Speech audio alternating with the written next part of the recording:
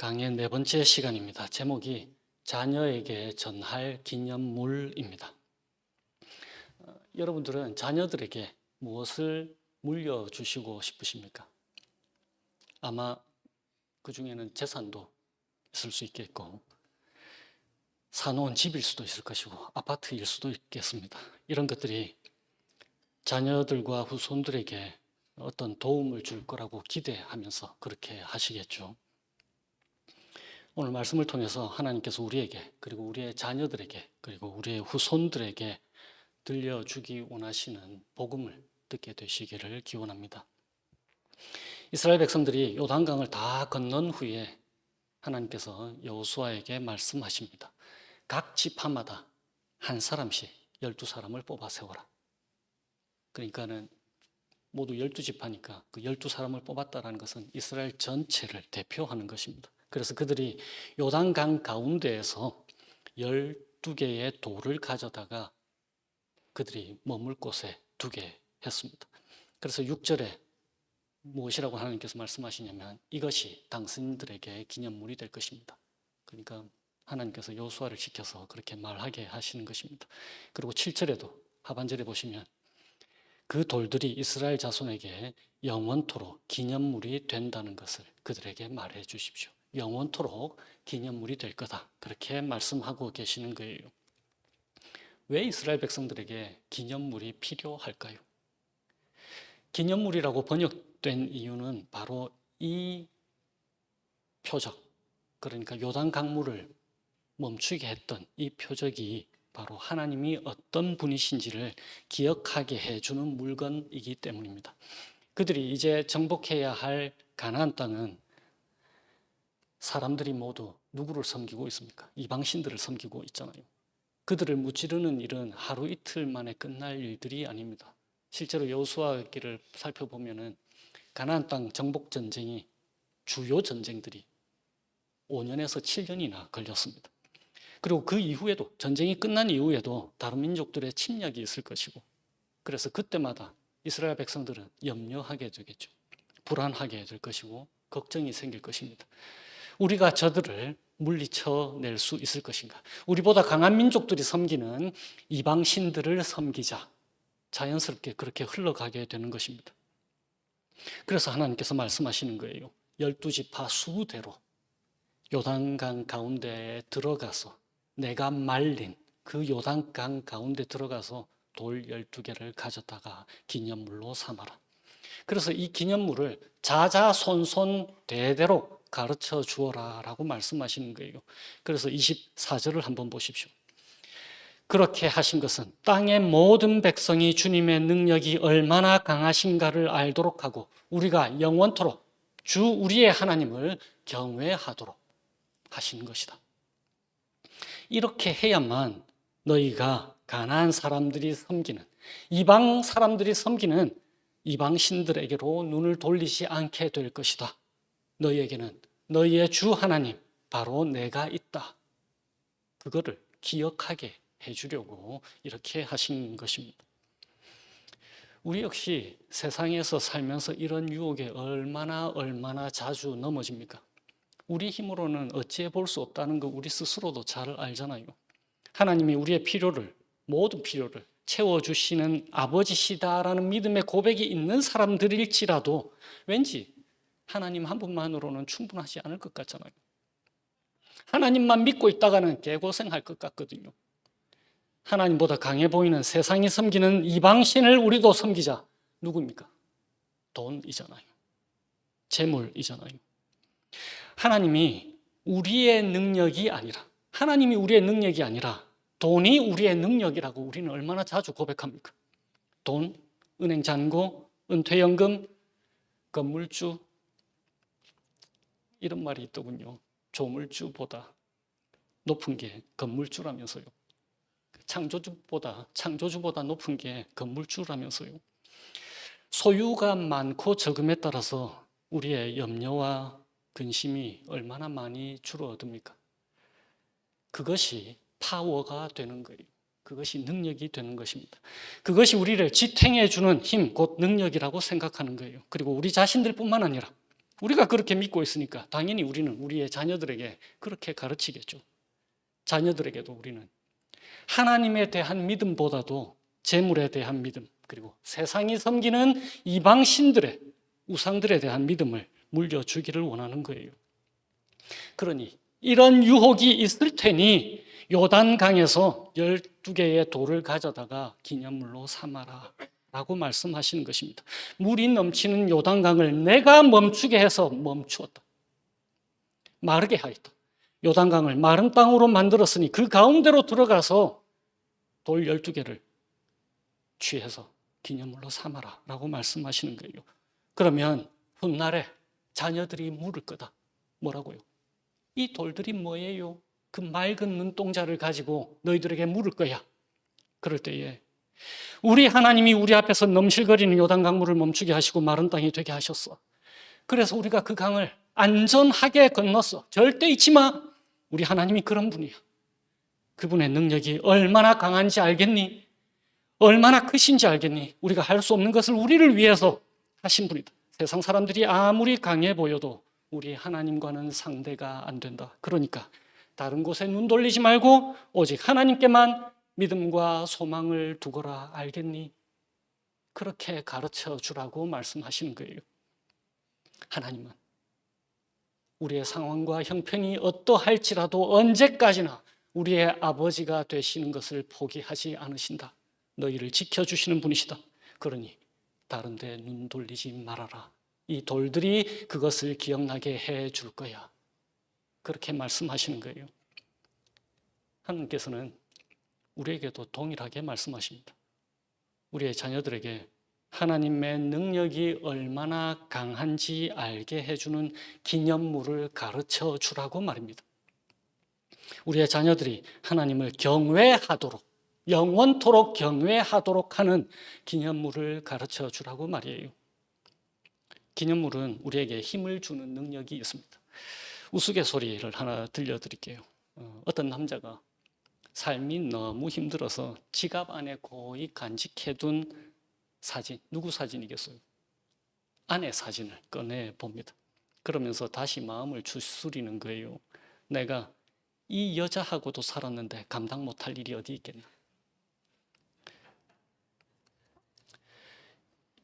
형제자매 여러분, 여러분들에게는 하나님의 능력을 기억나게 하는 사건, 경험, 기도 응답들이 있습니까? 넘어질 때마다 다시 일어나게 해주는 그런 것 말입니다. 실패하고 좌절할 때마다 다시금 마음을 추스리게 해주는 것 말입니다. 여전히 은행장고입니까?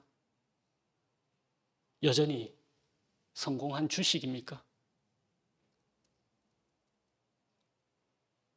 오늘 본문은 우리 개인 각자의 각기 다른 모든 기념물보다 더욱 완전한 기념물이 있음을 우리에게 알려주시는 거예요. 하나님의 능력이 얼마나 강한지 그것을 영원토록 우리에게 되뇌어 주게 하는 것. 그래서 우리가 영원토록 하나님을 경외하도록 하게 해주는 것. 어떤 기념물입니까?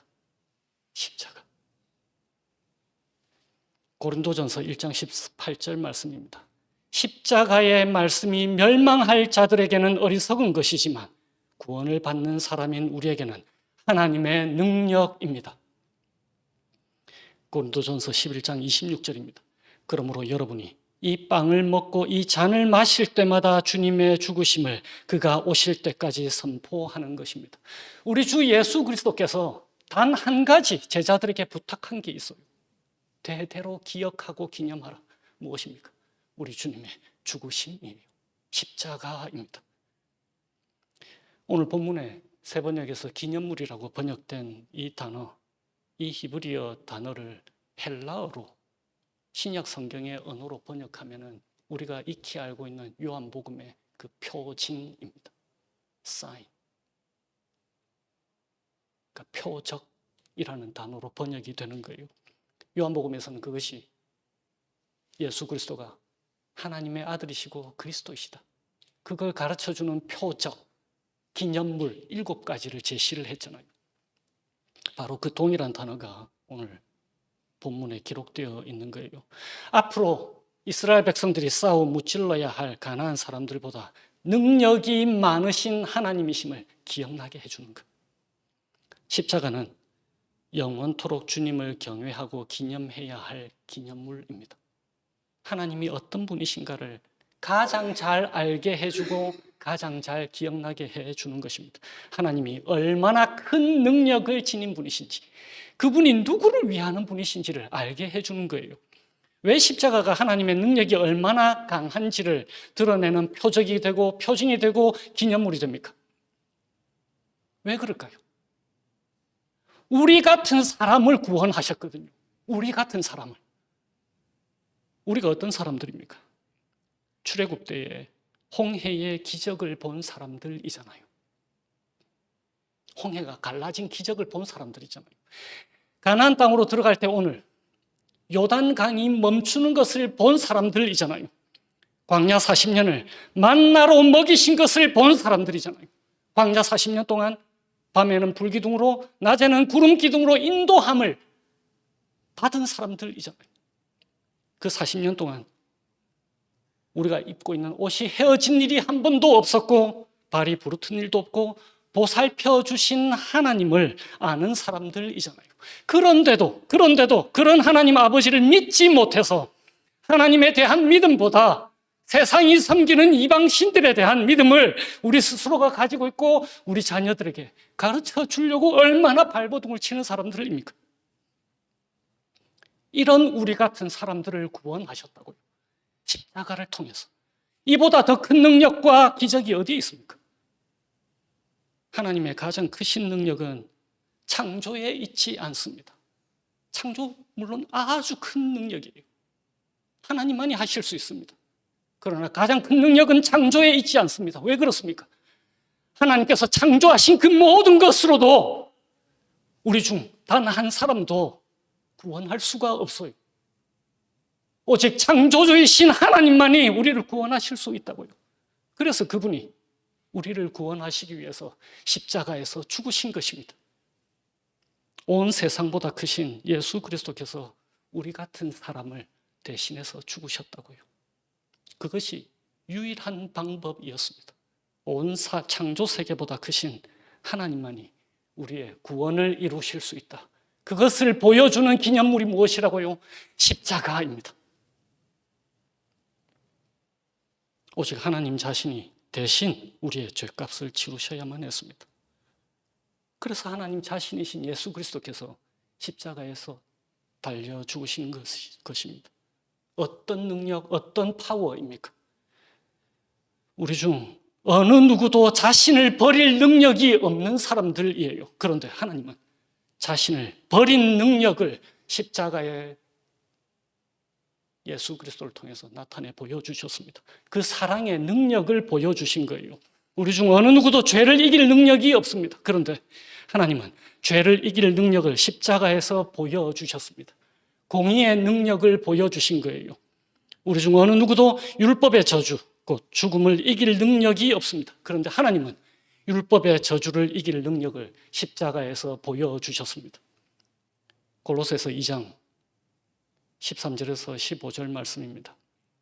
또 범죄와 육체의 무할례로 죽었던 너희를 하나님이 그와 함께 살리시고 우리의 모든 죄를 사하시고 우리를 거스르고 불리하게 하는 법조문으로 쓴 증서를 지우시고 제하여 버리사 십자가에 못 박으시고 통치자들과 권세들을 무력화하여 드러내어 구경거리로 삼으시고 그 다음에 뭐라고 기록되어 있다고요? 십자가로 그들을 이기셨느니라. 십자가는 패배가 아니고 승리입니다. 그래서 능력이라고 하는 거예요. 우리를 구원하는 데에 이토록 큰 능력이 필요하다고요. 그러니 우리 스스로 가망 없는 사람인 것을 인정하셔야 되는 거예요. 그때야 비로소 우리는 이런 고백을 할 수 있게 됩니다. 이런 가망 없는 우리도 구원하셨는데 이보다 더 큰 능력이 어디에 있겠느냐라고 말이에요. 삶의 여러 순간에 우리는 하나님의 능력을 의심하기도 합니다. 하나님의 사랑을 의심하기도 합니다. 이런 가망 없는 우리도 십자가를 통해서 하나님의 능력으로 구원하셨는데 십자가 외에 다른 어떤 기념물이 여러분들에게 필요하다고 말씀하고 계시는 것입니까? 하나님의 사랑이 의심되십니까? 하나님의 공의가 의심되십니까? 하나님의 능력이 의심스럽습니까? 하나님이 성령을 통해 우리에게 증거해 주시는 것입니다. 이것 보라고요. 십자가입니다. 자손 대대로 전해야 할 기념물, 표징이 되는 거예요. 자녀들에게도 전하라고요. 어느 대학 가야 하는지, 어느 전공 선택해야 하는지, 어디에 투자해야 되는지, 무슨 주식을 사야 하는지, 어디에 집을 사야 하는지, 어떤 배우자를 만나야 하는지, 도대체 세상 사람들이 하는 것을 왜 우리 그리스도인들도 동일하게 하고 있냐고요. 이런 것들과는 비교할 수 없이 본질적이고 비교할 수 없이 중요한 것, 자손 대대로 표징이 되는 것, 십자가, 그것 가르쳐 주라고 하나님께서 우리에게 성령을 통해 호소하고 계시는 것입니다. 로마서 8장 32절입니다. 31절부터요. 그렇다면 이런 일을 두고 우리가 무엇이라고 말할 수 있겠습니까? 하나님이 우리 편이시면 누가 우리를 대적하겠습니까? 자기 아들을 아끼지 않으시고 우리 모두를 위하여 내주신 분이 어찌 그 아들과 함께 모든 것을 우리에게 선물로 거저 주지 않으시겠습니까? 8장 38절, 39절입니다. 나는 확신합니다. 죽음도 삶도 천사들도 권세자들도 현재일도 장래일도 능력도 높음도 깊음도 그 밖에 어떤 피조물도 우리를 우리 주 예수 그리스도 안에 있는 하나님의 사랑에서 끊을 수 없습니다. 바로 이 능력을 말하고 계시는 것이에요. 우리도 누군가의 자녀입니다. 위기가 찾아올 때 물가가 올라서 도무지 경제적인 여유가 없고 이러다가 도태될 것 같잖아요. 그리고 이제 우리의 자녀들의 세대에는 AI가 인간을 대체해 버릴 것 같습니다. 이렇게 살다가는 미래가 없을 것 같아요. 우리 중에 어떤 사람들은 건강이 좋지 않아 염려가 되기도 합니다. 그때에 우리의 눈을 들어 바라보게 하시는 거예요. 십자가. 이 십자가를 통해서만 오늘 본문의 24절 말씀처럼 땅의 모든 백성이 주님의 능력이 얼마나 강하신가를 알 수 있게 되고 우리가 영원토록 주 우리의 하나님을 경외하게 될 수 있는 것입니다. 이 복음을 주신 하나님과 한 주를 동행하시면서 십자가를 가슴의 중심에 두고 십자가를 머리의 중심에 두고 자녀들과 함께 살게 되시기를 주님의 이름으로 축원드립니다. 기도하시겠습니다. 시편 91편 말씀으로 기도하겠습니다. 주님이 저희들의 피난처, 요새 저희들이 의지할 하나님이 되십니다. 가장 높으신 분의 보호를 받으면서 사는 저희들은 전능하신 분의 그늘 아래 머물게 될 것입니다. 저희들이 그것을 믿음으로 고백해요. 주님, 저희들이 부를 때에 응답해 주시고 저희들이 고난을 받을 때에 저희들과 함께 있어 주세요. 저희들을 건져주시고 주님과 영원토록 함께하는 삶, 이 땅에서부터 누릴 수 있도록 저희들을 붙들어 주시기를 예수님의 이름으로 기도합니다. 아멘.